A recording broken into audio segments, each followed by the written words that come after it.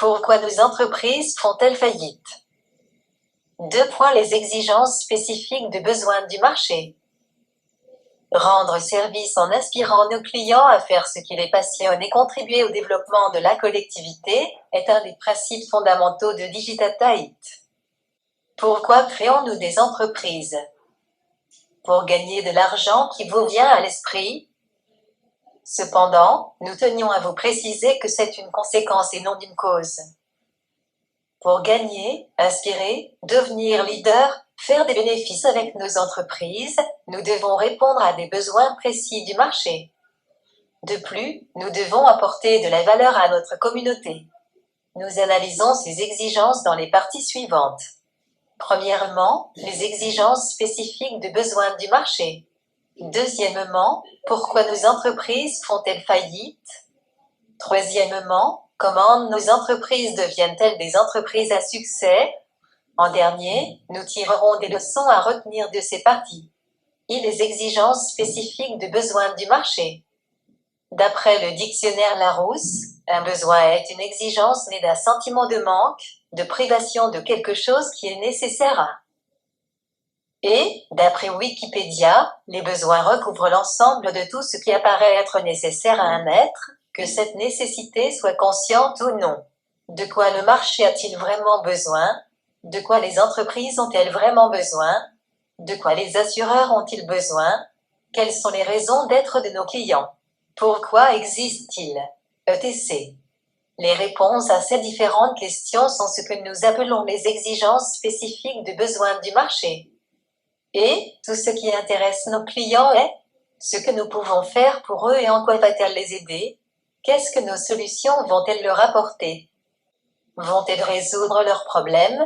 Quelle valeur ajoutée apportons-nous à leur vie? 2. Pourquoi nos entreprises font-elles faillite? La question prédominante des majeures parties des leaders obstinés, lors de leurs études de marché est « Pourquoi la majeure partie des entreprises font-elles faillite ?» L'une des raisons est la suivante. 99% des entreprises qui font faillite ne répondent pas à des exigences spécifiques de besoins du marché. Au lieu de nous soucier de répondre à des exigences spécifiques de besoins du marché, nous nous soucions de l'argent en premier. En deuxième lieu, de ce que nous aimons faire. Et en dernier, de nos rêves. 2. Première cause de faillite de nos entreprises, l'argent. Plus nous courons derrière l'argent et plus nous oublions les besoins du marché. Nous pouvons faire le test, plus nous courons derrière notre ombre et plus il nous fuit et vice-versa. C'est le même principe avec l'argent en business. Nous sommes au chômage et nous créons une entreprise. Nous avons besoin d'argent, une entreprise. Nous sommes spécialisés en, donc une entreprise. Tout le monde réussit dans l'immobilier, nous en créons une entreprise aussi. Si nous continuerons de penser comme ça, nous ferons toujours partie de ces 99% des entreprises qui font faillite. Internet est un bon exemple pour découvrir de quoi nous parlons. Allons sur Google et regardons les questions que nous posons en tant qu'entrepreneurs. Comment me faire de l'argent facilement? Idée business pour gagner des millions? Travailler 2 heures et gagner beaucoup d'argent? Comment créer un revenu passif? etc. Plus nous continuerons à nous intéresser à la facilité de gagner de l'argent et plus nous échouerons dans nos business. De plus, nous devons oublier ce que nous aimons faire. Deuxième cause de faillite de nos entreprises, ce que nous aimons faire. Par exemple, Demba est un développeur informatique et il est très bon. Il aime ce qu'il fait, c'est pourquoi il a travaillé à Nantes, à Orléans et à Paris dans ce domaine et en déplaçant à chaque fois sa famille. Il a décidé de faire ce qu'il aime faire en créant son entreprise. Cependant, il envisage de fermer après 1 an d'existence. Son désir de travailler à son compte était-il fondé sur des besoins du marché ou son narcissisme? Y avait-il un besoin d'une nouvelle entreprise informatique? Si oui, qu'est-ce qui manque à ces entreprises déjà existantes qu'il pourrait mieux faire? Pouvait-il être à la hauteur des attentes des clients? Pouvait-il recruter facilement? Savait-il comment répondre à des appels d'offres et gagner des marchés? etc. Aimer faire de l'informatique ne suffit pas pour réussir en entreprise. Si Demba envisage de fermer, La raison peut être qu'il n'y avait pas de besoin sur le marché. Il devait se poser et répondre à l'ensemble de ces questions avant de s'y lancer. Au-delà de l'amour que nous avons dans ce que nous aimons faire, sommes-nous assez bons? Pourrions-nous vraiment envisager d'en faire une carrière? Avons-nous le temps et l'argent nécessaires pour devenir bons dans ce que nous aimons faire? Le marché ne nous paiera pas si nous ne sommes pas bons. Arrêtons de rêver. Troisième cause de faillite de nos entreprises, nos rêves. Oui, nous l'avons bien compris, le marché s'en fiche de nos rêves. Tout ce qui l'intéresse, c'est son besoin. Nous passons notre temps à décrire nos rêves. Nous rêvons d'être astronautes, aviateurs, cinématographes, etc. Le marché s'en fiche. Tout ce qui l'intéresse, c'est son besoin. Par exemple, Demba aime écrire des livres. Il rêve depuis toujours d'écrire des best-sellers. Cependant, le marché s'en fiche. S'il répond à des exigences du marché, il aura ses best-sellers, sinon, les gens iront voir ailleurs, c'est tout. Si nos rêves ne coïncident pas à des besoins du marché, nous devons les retarder en répondant à ces besoins. Comment nos entreprises deviennent-elles des entreprises à succès? La passion.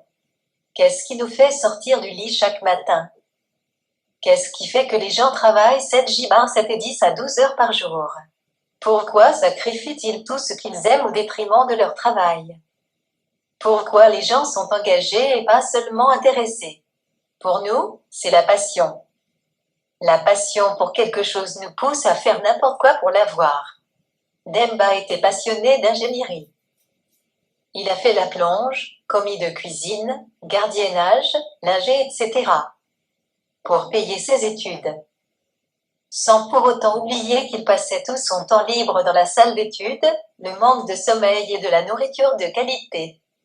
Un autre exemple est quand il a eu son premier travail en tant que cadre, Demba ne se souciait pas de gagner beaucoup d'argent ni d'avancer trop rapidement dans la hiérarchie. Il s'est concentré à l'acquisition de connaissances. Il voulait en premier comprendre comment fonctionne une ESN, entreprise de services numériques. Ensuite, il voulait savoir comment avoir des clients, les satisfaire et les reconquérir. En dernier, il s'est concentré sur la création d'un système d'entreprise afin que le moment venu il bâtit un empire. En recherchant la définition du mot passion dans le Larousse, voilà ce que j'ai trouvé, état affectif intense et irraisonné qui domine quelqu'un. Et l'expression qui décrit exactement ce dont nous parlons est état affectif intense et irraisonné. Si nous poussons au bout notre exemple, la passion de Demba est de créer la plus grande ESN du monde. Il l'installera partout en Afrique et en Europe, voire plus.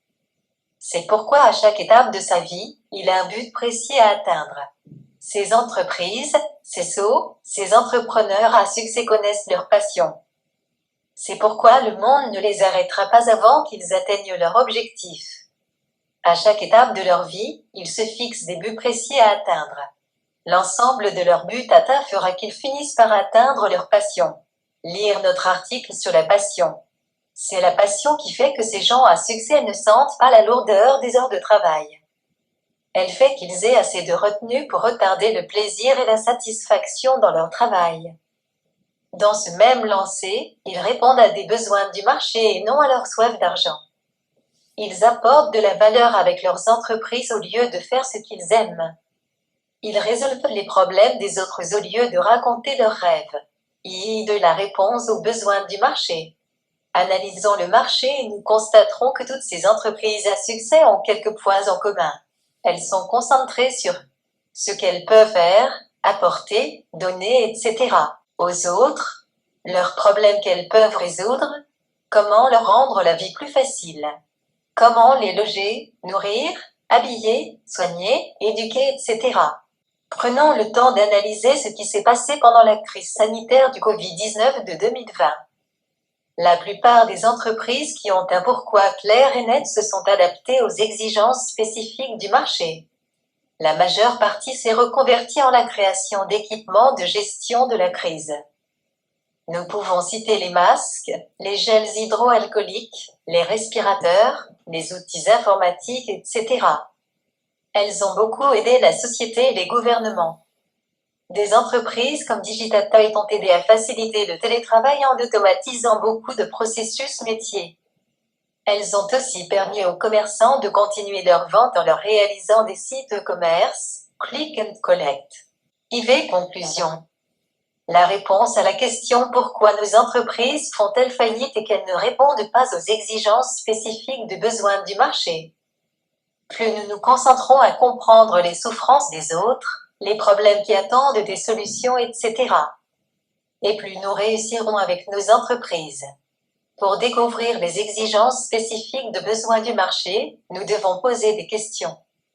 Brian Tracy, l'auteur du livre Entrepreneurial, l'a si bien expliqué dans son œuvre. Guillaumet. Pour vendre, il faut établir une relation de confiance avec le client potentiel. Personne n'achètera chez nous tant qu'ils ne nous feront pas confiance et nous n'aimerons pas. C'est à nous d'établir cette confiance. Mais comment établir cette confiance ? Il faudra que nous nous soucions plus d'aider nos clients à améliorer leur vie au travail que de vendre notre produit-service. Guillaumet. Cet article est signé « L'équipe de leaders obstinés ». Voudrez-vous lire l'article ? https://www.leadersobstin.com/pourquoi-nos-entreprises-font-faillite/ Aimeriez-vous nous contacter? Vous pouvez nous contacter par courriel sur contact@leadersobstin.com. Sur notre page contact de notre site internet www.leadersobstin.com. Merci de votre attention.